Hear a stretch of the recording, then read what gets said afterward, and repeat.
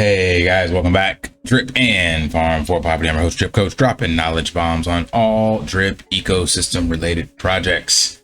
And today we got an update from the AMA. So it was done on Crypto Kings, and it's about 2 hours, I believe.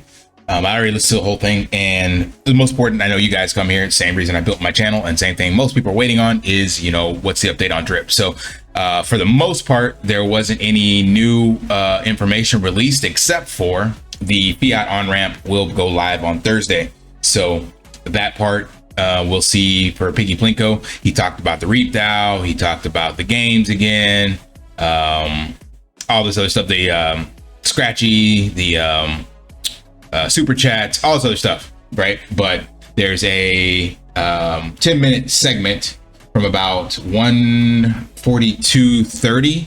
So if you want to check it out yourself, 1:42:30 to 1:52:10. So that's the drip segment, and he goes back into the information on what the delays were.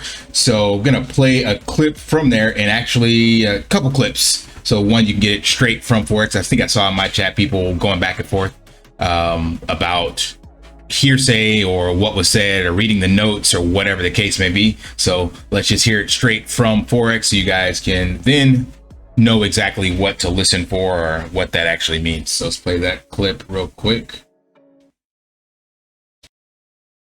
Just waiting for the design so that we can wire up the design, and that's the work that was left to do. Finally, after being about 2 months over the delivery date, we went to a different team to have the design made because it was just apparent we were not going to be able to get a design from this team. We had a very, very solid design made, and we brought that design to the team and told them, look, we've still not gotten a design delivered. We went out, we paid to have our own design made that has everything we want in it, implement this design. And we did not get a favorable reaction. They did not want to use somebody else's design. So we then decided, okay, well, we're kind of put in a hard place now. Let me see if I can have somebody else implement the work that you guys have already done, which is 80% of the work, a ton of work into this new design, because it was such a big job that the person we would have bringing on would have to be taking on, and they would have to learn all of the code, everything we're doing. We spent a couple weeks trying to do that, and it just became apparent that it makes no sense to have someone else use all of this other team's work to wire it up to a design if we could just have the team that actually built it wire it up to the design. So we went back into negotiations with them. We've been going back and forth with negotiations with them, and just today we came to an agreement that they will be the ones to wire up the design. So that's huge progress. Nice. Yeah, everything else is done except for wiring up the work to the design. So now that we've come to an agreement on that, things can progress. Things really haven't been progressing. There was really, as I said, I don't know, a week or two ago, there's really only about 2 weeks worth of work left, but things those 2 weeks worth of work could not progress until we came to an agreement on who exactly would be doing the work and come to terms on that. And we finally came to terms on that, which is also why I don't want to get into weeds about it, because I don't want to risk, that relationship, right, by harping on things that happened in the recent past. And all right, so recap. Basically, what was mentioned, the original team had that issue with one of the devs. Dev wasn't delivering. Then the dev made a UI design they didn't like. They kept going back and forth, trying to get a different one. Didn't go through. They reached out to the Scratchy team, I'm sorry, not Scratchy team, the Drip Drop Draw team, or the Drip Drop Draw team reached out to them. I have no idea. And then they created something that we've seen, I guess that's sneak preview. And they went back to 3 out of the 4 of the original team and said, hey, can you wire this up? And I guess they were not happy with that and didn't want to work with it, or didn't want to wire it up, or whatever the case may be. We don't know what goes on behind the scenes. So then they decided to find someone else to do the contract wiring. And I guess this person that they were looking at, it took too long to get them familiarized with how to do it. So they spent apparently the last 2 weeks trying to educate someone else. So it seems like it's not I guess it could still be the Drip Drop Draw team, but to me that would have been addressed when they did the UI to begin with. So it's kind of confusing what he tells you, because we don't have all the information, so we have to try to piece this together to figure out what happened. But basically he ends up going back to the original team and says, hey, let's work something out. And I guess now they've decided to be on the same page and move forward with that. So still 2 more weeks of work, but the last 2 weeks didn't count. So nothing's gotten done besides behind the door negotiations, I guess you could say. And then let's listen to one other clip that I find interesting. So the drip drop draw, but largely drip. It you know, as long as it has this cool new product coming out for it and a better UI and all that, it's going to do its thing, right? We have the community to do that, and you know, it's very discouraging to me when we're doing all of this great work. We're securing partnerships. We just secured a partnership to buy out the #1 crypto super chat company, right? Sorry, the #1 super chat company, period. And we're going to implement a we're going to rebrand them and implement a crypto solution for it. We have Piggy Plinko. We have all this stuff that we're building, and it's very discouraging for me when we announce a big thing that we're doing, and what I see in the chat is, yeah, but when drip, yeah, but when drip. So I understand it, but it's people have to understand. So wanted to highlight that piece because it's ironic. So this is the slice of humble pie I had to eat, right? So it's when you're a developer or an entrepreneur, or even I found it out in fitness. So I'll specifically speak from the fitness side. I want to help people understand how to train for themselves, how to eat, how to make this a long-term sustainable thing, because it's a marathon, not a sprint. And I'm always trying to teach them and educate them. And they're like, yeah, 1 6-pack, 6 weeks. I only want to do this for a month or whatever. They want the shortcut. So when you are a actual business leader, entrepreneur, builder, and you're trying to build a company, you have to understand that the community or your clients dictate the market needs. It doesn't matter how great you think this new thing is. Like, I used to spend a lot of times writing programs and innovating with the most recent information from, studies and all that stuff. And I would make these amazing programs and 0 people would buy them.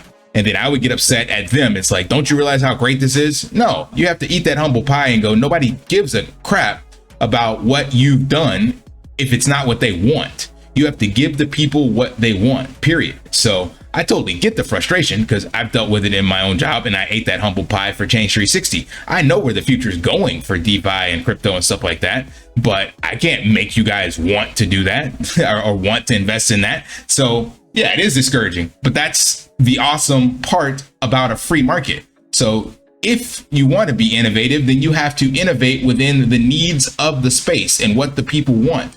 So he's putting a lot of effort and energy into all these other cool things because he wants them. He's excited about them. Like, you literally heard him say, he got excited as his voice actually went up, and he got louder when he was talking about the #1 crypto chat or whatever, super chat. That's not interesting to me. And apparently to a lot of people that he's interacting with that are asking when drip. So I realized the complexity, like he goes in and talks about that there's complexity on drip, and he had 3 teams doing it and all that stuff. So maybe because it's complicated, he's decided to move on to other things that he has full oversight of, which is what he mentions also following this up, is like he's got these other teams and they started these other projects and they're still working on them. So there's some level of complexity that makes it not as fun for him to develop or drip. But again, as a builder or a manager or entrepreneur or team leader, whatever you want to call it, you have to listen to the people because they're the ones that are putting the money in. So it doesn't matter how great your product is. Tons of amazing products get put out by multi-billion-dollar companies and they die on the shelf because they're not listening to the consumer's needs.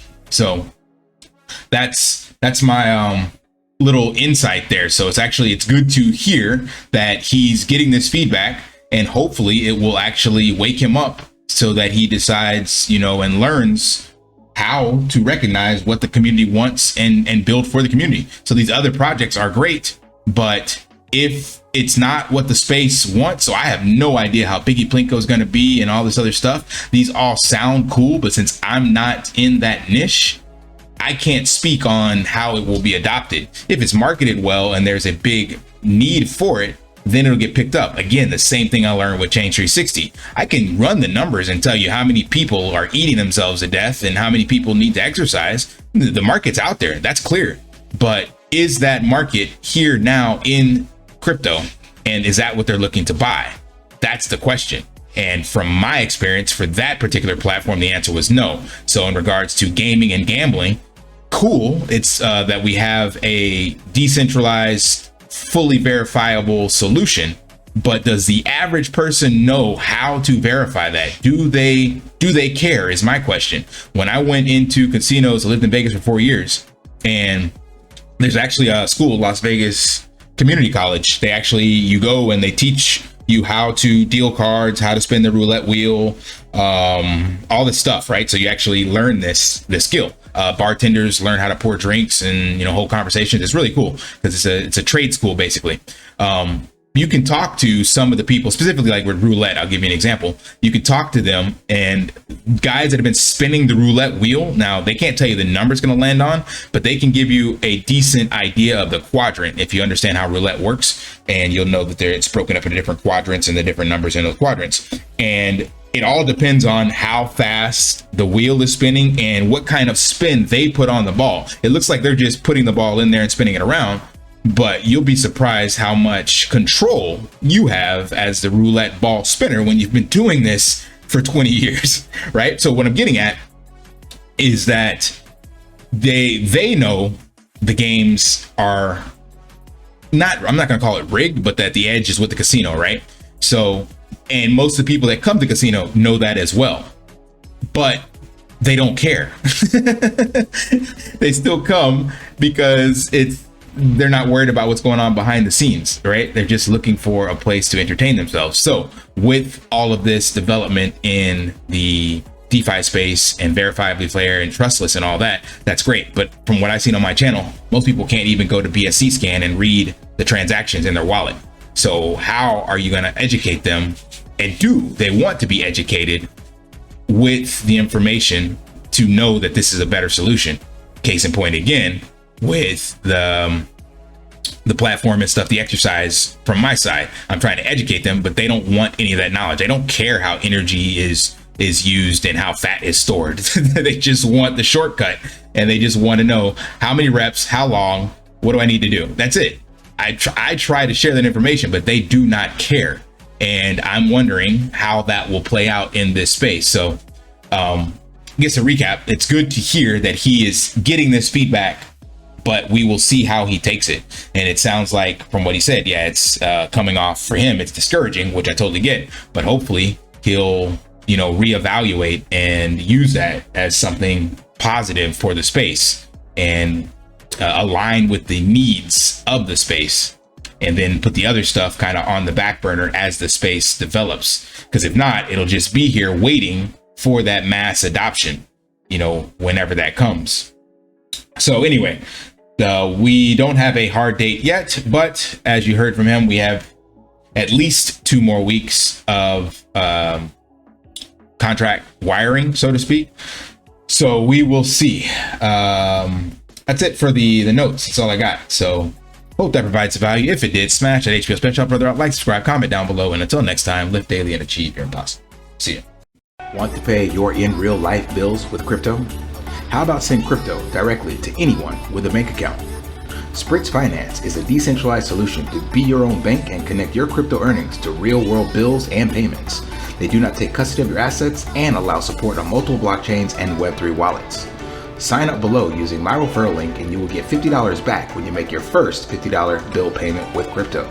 Additionally, I will be using referral bonuses to airdrop, donate, or burn based on community feedback.